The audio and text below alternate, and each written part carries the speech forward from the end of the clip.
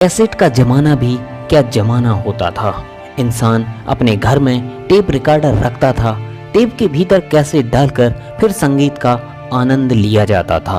वो कैसेट जब पुराना हो जाता, कुछ दिक्कत पेश आती थी तो उसको निकालकर फिर कैसेट के अगल बगल लगे दो चक्कों में पेन या कोई गोल चीज से उसकी रील सुधारते थे। उसके बाद फिर उसको लगा दिया जाता था। गाना बजता रहता था। अचानक से खिच खिच की आवाज़ें आने लगती थीं। तुरंत समझ जाते थे कि लगता है रील फंस गई होगी। फिर उसकी रील ठीक की जाती थी और फिर वो बजने लगता था। बचपन के अफसाने फिर आज याद आते हैं कि कितना हसीन पल था जब कैसेट खराब हो जाती थी तो उसकी रील को दो दोस्त एक छोर से पकड़कर दूसरे छोर तक घसीटते जाते थे। कई बार तो उस रील से घरों में तरह तरह के गुलदस्ते तक बना लेते थे। 70 के दशक से लगातार ऑडियो कैसेट का खूब जोर रहा। बाजारों में कैसेट की दुकानें होती थीं और लोग अपने मशहूर गायकों की कैसेट्स खरीदते थे। घरों पर एक टेप रिकॉर्डर जरूर होता था। आज पूरी दुनिया को ओटेंस की याद आती है। याद आता है वो पल जब उन्होंने पहला कैसेट वर्ष 1963 में बनाया। बताया जाता है कि पहले कैसेट के आविष्कार के बाद से अब तक दुनिया भर में 10,000 करोड़ कैसेट टेप बिक चुके हैं। ओटेंस के इस आविष्कार ने संगीत की दुनिया में क्रांति ही ला दी थी। कैसेट ने लोगों को चलते फिरते भी संगीत सुनने की सुविधा दी। आज उसी का मॉडर्न रूप हमारे सामने है। Cassette, reel, audio tape recording की सुविधा में एक बड़ा कदम था। हालांकि कैसेट के आकार और गति की सीमाओं के कारण शुरुआत में इसकी तुलना गुणवत्ता में खराब थी। 4 ट्रैक रील प्रारूप के विपरीत स्टीरियो ओपन, प्रत्येक पक्ष के 2 स्टीरियो ट्रैक दूसरी तरफ की पटरियों के साथ जुड़े होने की बजाय एक दूसरे के निकट स्थित होते थे। ये तो हमने बात की ऑडियो कैसेट की। अब बात करते हैं वीडियो कैसेट यानी VCR की। 1956 में आविष्कार की गई वीडियो कैसेट रिकॉर्डर VCR बनाने वाली तकनीक पहले से ही अपने अंतिम दिनों में है, लेकिन अपने 50 वर्षों के जीवन काल में VCR ने फिल्म उद्योग में क्रांति ला दी। टेलीविजन देखने की आदतों को बदल दिया, पहले प्रारूप युद्ध को जन्म दिया और नए कॉपीराइट प्रश्न उठाए। दूरदर्शन के जमाने में VCR के जरिए मनोरंजन का विकल्प किसी वीडियो क्रांति से कम नहीं था। भारत में VCR की एंट्री 1980 के दशक में हुई। 1982 में एशियन गेम्स का आयोजन दिल्ली में हुआ था। दूरदर्शन ने एशियन गेम्स का कलर टेलीविज़न पर प्रसारण किया था और उस वक्त सरकार ने 90,000 कलर टेलीविज़न की किट बाहर से मंगाई थी, जिन्हें भारत में असेंबल किया गया था।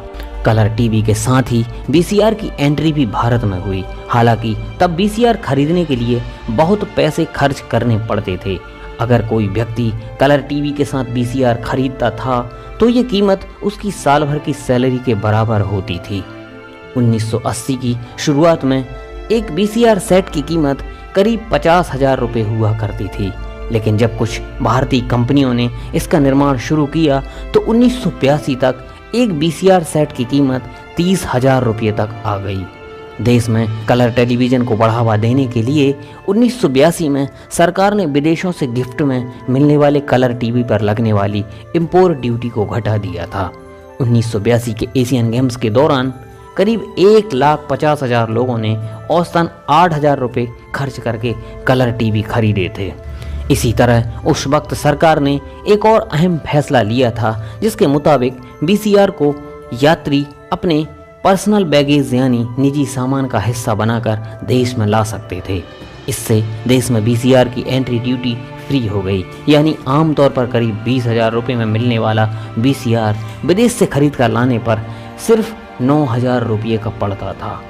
लेकिन भारत में मध्य वर्ग के लोगों के लिए ये कीमत भी बहुत ज़्यादा थी। इसलिए VCR, वीडियो कैसेट और कलर टीवी को किराए पर देने का सिलसिला शुरू हो गया। 1980 के अंत में और 1990 की शुरुआत में आम लोगों को VCR, कलर टीवी और फिल्मों की 3 कैसेट्स का सेट 150 रुपये से 250 रुपये प्रति दिन के किराए पर मिल जाता था। आपको याद होगा उस वक्त पूरा परिवार चाहता था कि किराए का वक्त खत्म होने से पहले ही सारी फिल्में देख ली जाएं। क्योंकि वीसीआर को देर से वापस करने पर दुकानदार को ज़्यादा पैसे चुकाने पड़ते थे। तब लोग घर आए मेहमानों पर प्रभाव डालने के लिए भी कलर टीवी और वीसीआर का सेट किराए पर लाते थे। 1990 का दशक आते आते सिनेमा घरों में फिल्में देखने का चलन कम हो गया था। लोग ज़्यादातर वीसीआर पर ही फिल्में देखते थे। सिनेमा के जिन स्टार्स को देखने के लिए पहले लोगों को थिएटर तक जाना पड़ता था, अब वो सितारे लोगों के ड्राइंग रूम और बेडरूम तक आ गए थे। प्राइवेट बसों में मनोरंजन के लिए भी वीसीआर का इस्तेमाल शुरू हो गया था। इसके साथ ही होटल में ग्राहकों को अतिरिक्त सुविधा के नाम पर वीसीआर पर फिल्में देखने का मौका दिया जाता था। जेवीसी ने वीसीआर के लिए VHS टेप यानी वीडियो होम सिस्टम का निर्माण कर बाजी मार ली थी, क्योंकि VHS फॉर्मेट पर ज़्यादा लंबे वीडियो रिकॉर्ड किए जा सकते थे। देखते ही देखते पूरी दुनिया में वीसीआर टेलीविज़न सेट्स का सबसे खास जोड़ीदार बन गया। भारत में भी 1980 का दशक आते आते वीसीआर की एंट्री हो चुकी थी। कलर टीवी और वीसीआर दोनों भारत के लिए मनोरंजन का नया जरिया थे। भारत में वीसीआर पर विदेशी फिल्में और विदेशी धारावाहिक देखना बाहर की दुनिया की तरफ झांकने का एकमात्र तरीका था। व्यक्तिगत तौर पर वीसीआर खरीदने के लिए करीब 20,000 रुपये खर्च करने पड़ते थे। इसलिए भारत का मिडिल क्लास अक्सर किराए पर वीसीआर लाकर फिल्में देखा करता था। वीडियो पार्लर चलाने वाले दुकानदार एक दिन के किराए में फिल्मों की 3 कैसेट तक दिया करते थे। पूरा परिवार और कभी कभार पड़ोसी भी एक साथ वीसीआर पर फिल्में देखा करते थे। होड़ इस बात की होती थी कि किराया खत्म होने से पहले सारी फिल्में देख ली जाएं। एक जमाने में राम गोपाल वर्मा और मधुर भंडारकर ने भी वीडियो लाइब्रेरी चलाई थी और वहीं से उन्होंने अपने फिल्मी करियर का रास्ता बनाया। वीसीआर ने पूरी दुनिया में करीब 20 वर्षों तक राज किया। भारत में भी मशहूर अभिनेता मिथुन चक्रवर्ती नेशनल वीसीआर का विज्ञापन किया करते थे। भारत में 1990 का दशक खत्म होते होते वीसीआर मनोरंजन का सबसे बड़ा जरिया बन चुका था, लेकिन बदलती तकनीक के साथ साथ वीसीआर का अंत हो गया। सीडी और डीवीडी के आविष्कार ने भी वीसीआर की राह मुश्किल की। धीरे धीरे लोगों ने वीसीआर को भुला दिया। 2007 में अमेरिका में एरेगन नाम की फिल्म VHS फॉर्मेट पर रिकॉर्ड होने वाली आखिरी फिल्म थी। दोस्तों, वीडियो कैसा लगा कमेंट करके ज़रूर बताएं। जय हिंद।